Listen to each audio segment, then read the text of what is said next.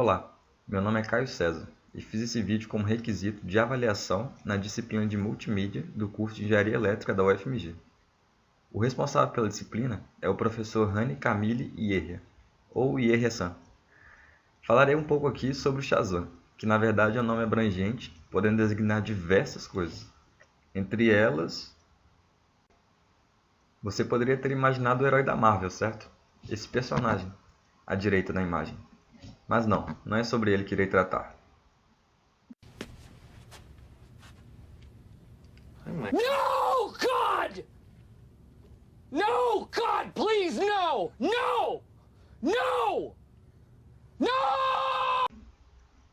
Bom, o que é então o Shazam? O Shazam é um dos aplicativos mais populares do mundo e é utilizado por mais de 100 milhões de pessoas por mês para identificar músicas, obter suas letras e agora para saber as músicas que os artistas descobrem. Veja que seus amigos estão descobrindo com o Shazam ao conectar sua conta do Facebook e basta tocar um botão para seguir artistas e ver o que eles estão descobrindo com o Shazam. Há ainda a opção de reconhecimento visual. Toque no ícone de câmera para fazer o Shazam em pôsteres, revistas ou livros, em qualquer lugar onde você veja o logo da câmera do Shazam, funcionando ainda com QR Codes.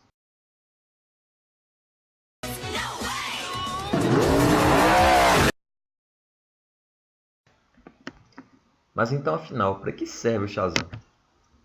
Bom, sabe quando você escuta uma música, fica louco para saber o nome, quem canta, qualquer coisa, e tem que ficar perguntando para um e para outro, mas ninguém te conta? Você tem a opção de pesquisar pela letra, mas e se for num idioma completamente abstrato para você?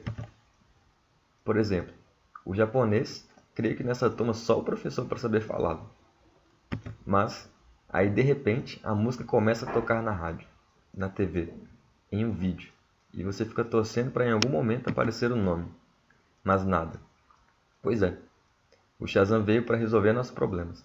Com apenas um toque, em alguns segundos, ele te diz o nome do artista, o nome da música, o link do YouTube e deixa salvo em suas buscas no aparelho.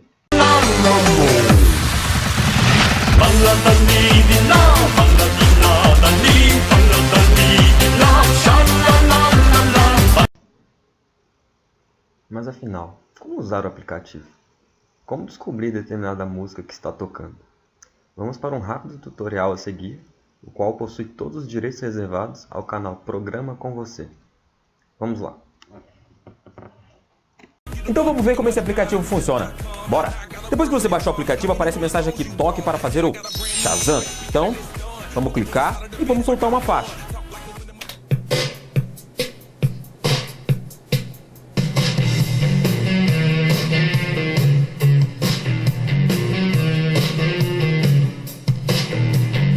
Ele começa a procurar e tá aí. Depois de fazer o rastreamento, ele vai mostrar pra você qual é o álbum e qual é o artista. Então você vem aqui, Michael Jackson, Beat It, e tá feita a brincadeira. Gostou? Curtiu? Bem, agora como principal foco dessa apresentação, resta saber como funciona. A base deste trabalho está na criação de uma espécie de gráfico chamado espectrograma, o qual identifica a frequência de um som. Seria como uma impressão digital da música. O aplicativo escuta o som, cria seu espectrograma e então compara os registros disponíveis em um banco de dados musical, com espectrogramas de canções já catalogadas. Para isso, o smartphone precisa ter acesso à internet para realizar essa comparação. Segundo seus criadores, esse reconhecimento é feito em milissegundos. Eles mesmos dizem: em questão de 1 segundo, ele faz a comparação em nosso banco com 30 milhões de músicas e retorna o resultado. O sistema é eficaz, mas ainda não é perfeito. Nem sempre é possível, por exemplo, identificar uma música em um show, pois o banco de dados pode não ter aquela versão ao vivo. Por essa razão, esses aplicativos procuram ter várias versões de espectrogramas de músicas registrados para retornar o resultado mais próximo possível. Além dos programas que reconhecem a música, como o Shazam faz, há alguns que prometem ajudar aqueles que sabem cantar um trecho da faixa, mas não têm a menor ideia do cantor ou o nome da canção. O SoundHound é um dos exemplos. De acordo com o professor de computação João Carlos Fernandes, do Instituto Mauá de Tecnologia, esses aplicativos usam sistemas de reconhecimento de voz para poder comparar o que alguém está cantando com o banco de dados de letras musicais. Segundo ele, o aplicativo pode exibir ao usuário mais de uma opção de música, porque pode haver duplicidade, caso a pessoa só saiba um pedaço genérico da faixa. Por essa razão, é preciso tentar cantar por um tempo considerável para haver eficácia. Voltando a tratar de como funciona o Shazam, bem, o Shazam compara o trecho de música que você gravou com as músicas que ele possui em sua base de dados, como foi dito anteriormente. Pode parecer muito simples, mas tenha em mente que o Shazam contém dados de mais de 11 milhões de músicas. A busca levaria muito tempo se essa comparação não fosse otimizada.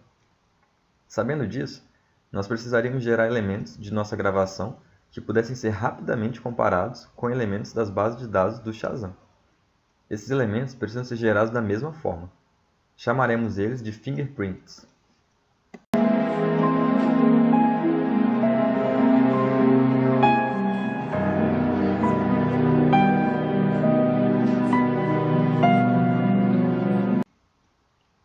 Uma onda pode ser decomposta numa soma de senoides, as quais podem ser escritas em termos de frequências se aplicarmos a transformada de Fourier nela.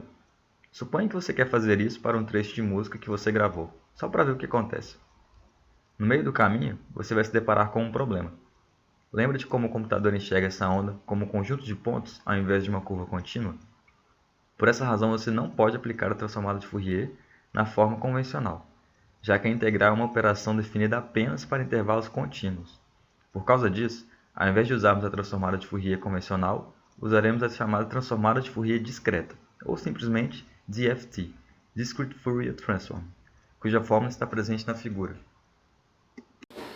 7. Acertou! Ah, miserável! Deixa eu ver. Nós vamos aplicar a DFT várias vezes para pequenos trechos de onda, e não na onda inteira de uma vez. Isso é para que nós possamos obter os espectros de frequência de cada pequeno período de tempo, os quais vamos chamar de blocos. Em outras palavras, nós vamos obter vários gráficos de amplitude por frequência, um para cada bloco. Nessa imagem, nós selecionamos um bloco de 0,5 segundos de som com seu espectro de frequências. Teremos um par desses a cada 0,5 segundos de música. O parâmetro que define o tamanho desse bloco é o N maiúsculo. Chamaremos ele de tamanho da janela. Quanto maior o tamanho da janela, ou seja, maior a porção de onda selecionada, maiores serão só nossos blocos e menor será a quantidade de gráficos amplitude por frequência que nós obteremos.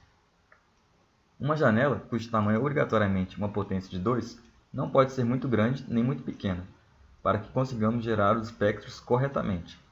Uma janela grande proporciona uma pequena amostra de blocos, mas é mais precisa ao mostrar as frequências. O oposto acontece para janelas pequenas. Tamanhos de janela padrão estão entre 1024 e 4096. Mas afinal, o que a DFT nos fornece?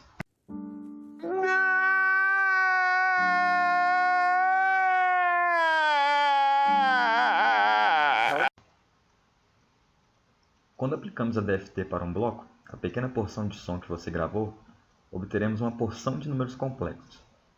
Estes números são muito importantes, pois contêm informação de amplitude e frequência do nosso som. Se repetirmos esse som para todos os blocos que compõem o nosso som, obteremos ainda mais números complexos. Esse conjunto de números complexos, com o decorrer do tempo, representam o que chamaremos de espectrograma do som. Nosso próximo passo é descobrir como usá-los para construir os nossos fingerprints. Para cada bloco, nós obteremos n sobre 2 caixas em forma de números complexos. Isso se deve ao teorema de Nyquist. Portanto, cada bloco conterá uma porção de elementos que contém informação de frequência e amplitude daquele som. Sendo assim, precisamos organizar estes elementos de forma que eles condensem apenas as informações mais significativas aos nossos ouvidos. Em linhas gerais, podemos dizer que num som interpretado pelo corpo humano, a frequência representa o seu tom e a amplitude representa o seu volume. Se usarmos uma janela de tamanho 1024, em um som contendo uma taxa de amostragem de 11.025 Hz, por exemplo, obteremos 512 números complexos para cada bloco. Podemos assim filtrar esses números de tal maneira que restem apenas aqueles que contêm simultaneamente as frequências mais significativas e as maiores amplitudes. Ao realizarmos um algoritmo que fizesse o proposto anteriormente, geraríamos um vetor. Vamos supor um vetor de 6 índices. Esses índices contêm informação das frequências cujas amplitudes são as maiores de suas bandas. Fazendo uma simples operação de multiplicação, nós obtemos seu valor numérico. Note que esse processo será feito uma vez para cada caixa. Então nós teremos um vetor de até 6 elementos para pequeno período discreto de tempo. Com essas informações, agora conseguimos obter uma relação frequência por tempo, que constituirá uma função. A representação gráfica dela se encontra a seguir, no gráfico em branco com os pontos vermelhos. Vamos recapitular o que fizemos até então. Primeiro, nós aplicamos a DFT para o som em questão. Isso nos levou do domínio do tempo ao domínio da frequência. Graficamente, nós tínhamos um gráfico de amplitude por tempo e obtivemos um gráfico de amplitude por frequência. O último passo que descrevemos aqui nos levou do gráfico de amplitude por frequência ao gráfico de frequência por tempo. Perceba que, no ponto em que estamos, temos um conjunto de medidas que estão se tornando cada vez mais passíveis de comparação. Imagine que o gráfico à esquerda é na verdade um fingerprint de uma música no banco de dados do Shazam, e o gráfico à direita é o fingerprint do som que você gravou em seu smartphone. Eventualmente, nós poderíamos fazer o gráfico da direita caminhar pelo gráfico da esquerda, e caso os pontos se sobreponham, diríamos que conseguimos um match entre os fingerprints. Contudo, isso seria bastante ineficiente, uma vez que teríamos que fazer muitas comparações, além de ter que repetir isso para mais de 11 milhões de músicas diferentes. Assim, é coerente que criemos regras para tornarmos essa busca mais eficiente. O artigo de referência qual seguir sugere o conceito de zonas-chave, ou Target Zones. Elas irão nos ajudar a tornar as comparações mais rápidas. As regras que definem uma zona-chave são as seguintes. Um ponto no gráfico frequência por tempo é biunivocamente relacionado com uma zona-chave. Uma zona-chave de um ponto é chamada de pivô.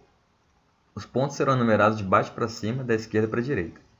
A zona-chave de um ponto consiste num conjunto dos 5 pontos subsequentes, do índice do ponto mais 3. Se é impossível formar um conjunto de 5 pontos, o conjunto será constituído do maior número de pontos disponíveis. Se a regra acima é impossível de ser aplicada para um dado ponto, ele não possui zona-chave. Compreendido este conceito, nós faremos associações entre os pivôs e cada um dos pontos que compõem a sua zona-chave. Portanto, para cada pivô, haverá no máximo 5 associações. Elas serão feitas tanto server-side, para todos os pontos das mais de 11 milhões de músicas do Shazam, como client-side, para o pedaço da música que você gravou. Finalmente, depois de meses, todas as associações de todos os pontos constituem um fingerprint, e finalmente chegamos neles. Esse método utilizado é muito mais rápido do que o método de varredura. Porém, há ainda diversas otimizações que podem ser feitas. Entretanto, foge do propósito e tempo para essa apresentação.